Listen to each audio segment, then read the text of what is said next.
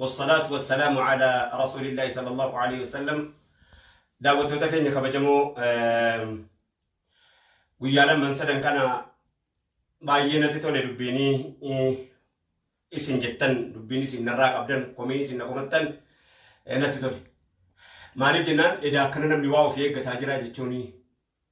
Waa ofii eeggataa jira jechuun ani garuu waa afurtuna qabee tokko waan hin barbaanne egaa gurra kana xiqqoo na dhibamaadha. Gurra xiqqoo si rakkoo na qaba. Ammayyuu madaa duwwaadha. Lammaffaa namnitu anatu namicha kana gareedhaan jiramu kophaasaa jiramu hidhata qabamu kaleessarraa as ka'e moo eessarraa ka'e jechuun dirqama ture. Yeroo sana keessatti immoo ajandaa inni nutti kennuudhaaf deemu sana itti meetuma hin callume dheetuma biraa gale dhugaadha. Akkasuma ajandaa nutti kennateera ajandaan inni nutti kenne garuu ajandaa addunyaa guutuu ta'uu quban qabdu. Machooftee dubbattuu gowwoomtee dubbattuu afaan Oromoo dubbatan jedha malee immoo nama Oromootti jedhee iyyuu sammuun kan kun hin fudhatu inni ta'uu ni mala. Inni akkasuma qaayidaan keenya yeroo akkasii kana hin madoofnaa bakka madaa keenyarra yeroo inni taa'e ilaalannaa. Inni sadaffaa dhiheenya kana akkuma Faransaayii keessatti barsiisaan yuunivarsiitii ijoollee barataa waggaa darbe jechuudha. Ijoollee barataa irratti waa'ee ergama Rabbii kanaa waa jedhee ka'ee dabalee dheengada namichi Yahyaa jedhamu tokko afaan Arabaatiin biyya Arabaa keessaa ergaa kana dabarse. Achi immoo dhufee as keessaan immoo yeroo dabarsu jarri kun walitti jiru moo ijaaramanii akka addunyaatti duula bakka madaa keenya duularra jiru moo akkam akkanidha. Haasaan namichi dheengada afaan Oromootiin haasa'e gowwaan kuniifi kan dheengada namichi afaan Arabaatiin haasa'e tokkicha. Kanaaf shakkii kanan qaba ture. Dabalataan immoo namatu naa waa jedhee jennaan ofirraan deebisu jedheetan. Ofirraan haasa'u. Amma aariin namni nu aaree jedhe abaluun koo maalaaf naan hin haasofne abaluun koo maaliif naan hin haasofne hin teenyaan isinitti agarsiisa.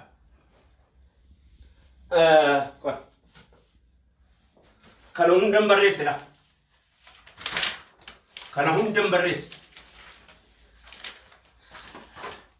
Studio seenuu qofaatti naaf Rabbi jedhe inshallah. Saatii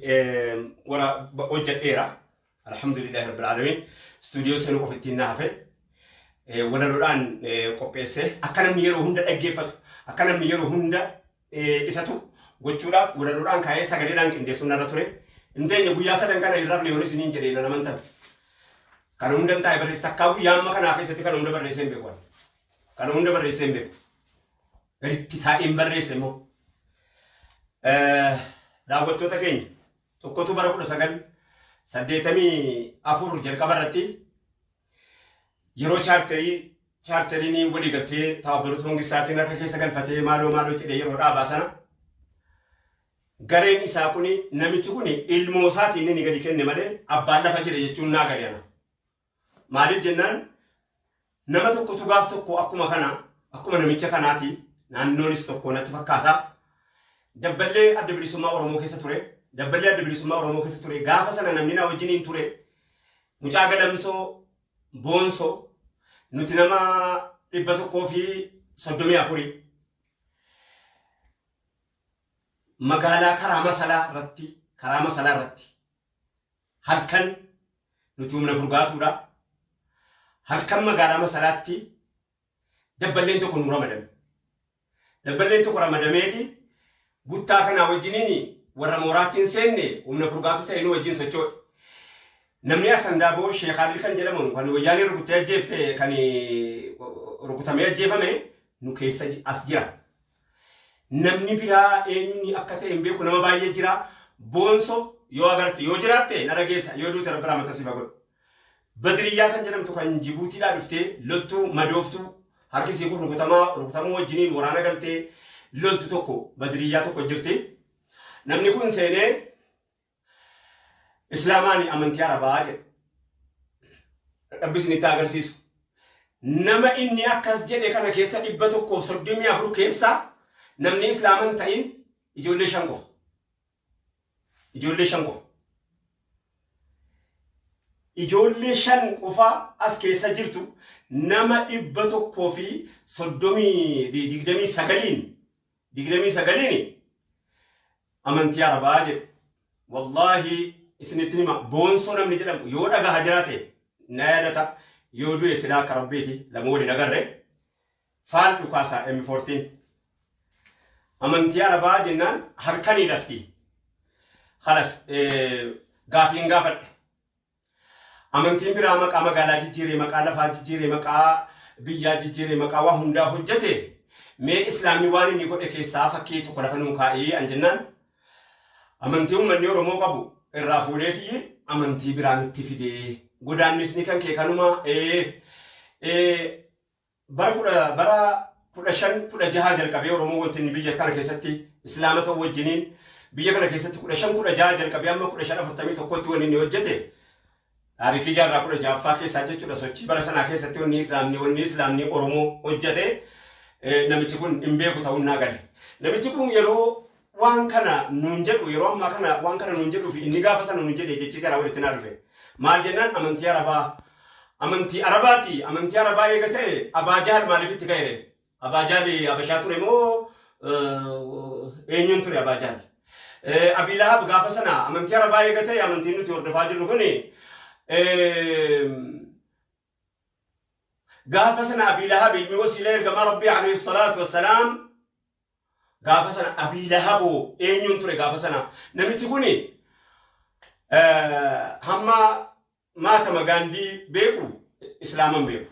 amma Mahatma Gandhi isaanii dhoqqeeloonni jala deeman hayyuun tokko hin jedhanu hayyuun hindi hamma sana amma filoosofarii tokko amma warra filoosofii tokko ergamaa Rabbii Nabii Muhammadiin kan addunyaan guutuun gadi teessee qoratu kan waa'ee ergamaa Rabbii kana islaama qofaa miti kan kaa'e addunyaan jaahiliyyaa warri Rabbiin imaanan qoodiniif nama meeqatu kaa'e nama hammana kana hin kabajnu hin qabnu jettee garee wajjin jiraachuu nama kanaa wanni isin ittiin beeytanu tokko jira maal inni jennaani peejii isaa jalatti baga itti cabsitee baga jetteeni warra jedhutu jira kanarraa kun wanni nun barbaannu maal jennaan gareedhaan jiranii jennaani beekuun dirqama ta'a waan akkanarraa beekuun dirqama ta'a gareedhaan jira baga itti cabsite warra jedhutu jira kun ijaaramaa as ga'e 1984 kana maal nun jedhu dhufee amantii arabni akkana nu godhe arabni halkanii isaayyuu immoo karaa hidhuu wayii deemna lola wayii deemuudhaaf isina dabballee nu ramadame yoo jiraate na dhaggeeffata namichi sun yoo jiraate na dhaggeeffata badriyyaan jirti natti fakkaatti yoo jiraate na dhaggeeffatti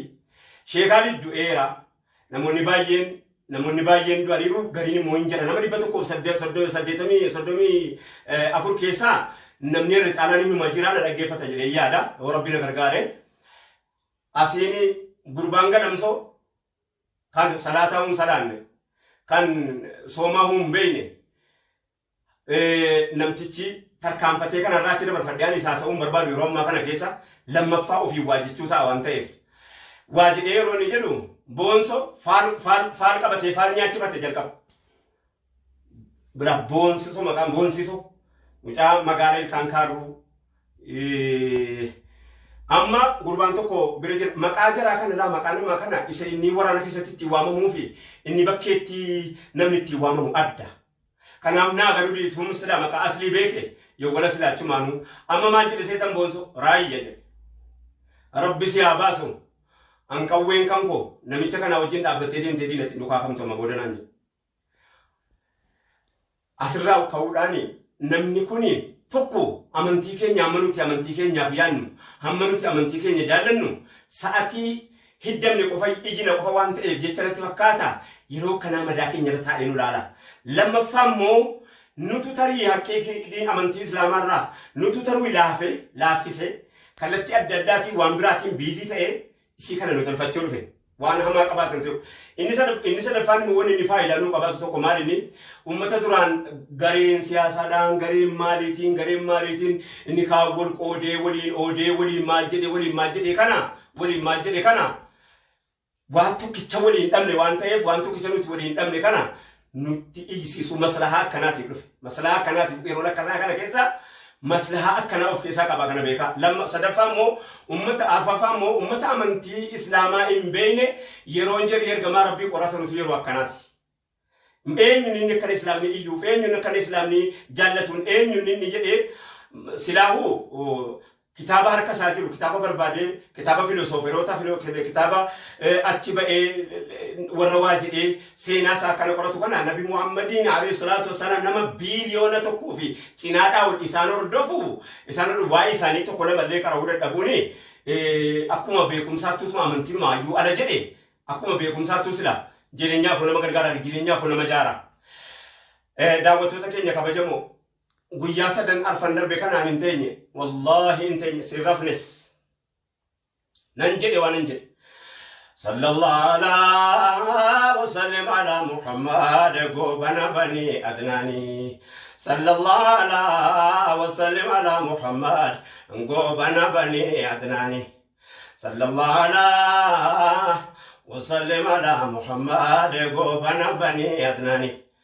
Nabiyyichi keenya isaan hundaaf firaa rahmataan ergamaan hundaaf laafu garaa seenaan isaanii waraabameen dhumu baara xaliila qulqulluu zabana hunda haaraa akhiraa miti duniyaattu nama jaara rakkoo warraa boriitiif nama gargaara rakkoo warraa boriitiif nama gargaara isaan jaarsa biyyaati manguddoo araara qondaala waraanaa lagaa dhiibuu gaaraa duree mujaahidaa muhaajira fansaara namni dhugaan isaan ordofu tahaara duniyaa akhiraa waara qalbiin qabannaani akkana jedhin barreesse Muhammad gobana bani adnani dubbii kana jarjartiidhaan nan qopheesse ittan deebi'a yoo rabbiin naa mirgeesse inteenye nam barreesse baganaan jettani maa guyyaa lama namni akkamitti waa ofirraa tura utuun nyaatiin tureera utuun dhugiin tureera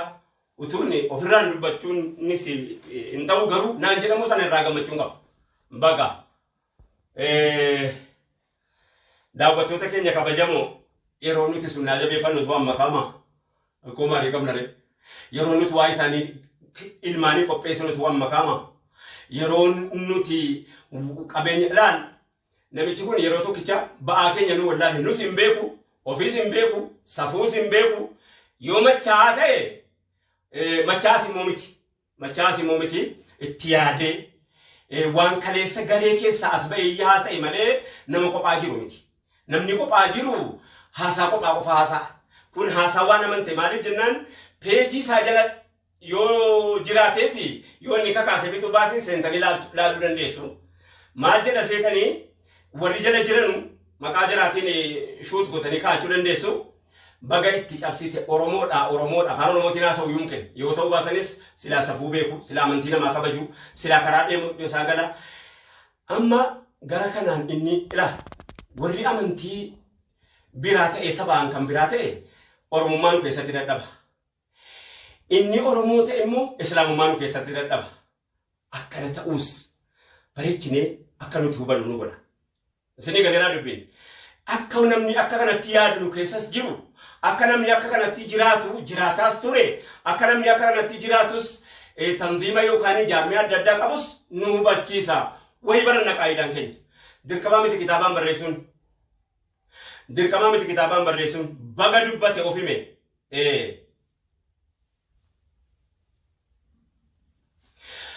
Ya mu'mina fanki anada geso olole ni rati gageso ni beka santu kamu nakanu madesu inshallah rabbi jere daawwatu takeni inni arfafan ani hasaudi sef turani lallabne dirqo beeksifne qadri sidani malu keninafi sinar fafamu si kana mata turian guyyaa lamman sadan kana keessa akkani naasofna godhe keessa kana daawwattoota keenya akkas taane miti akkam taanure gaafiidha assalamu alaykum wa rahmatullahi wa barakatuh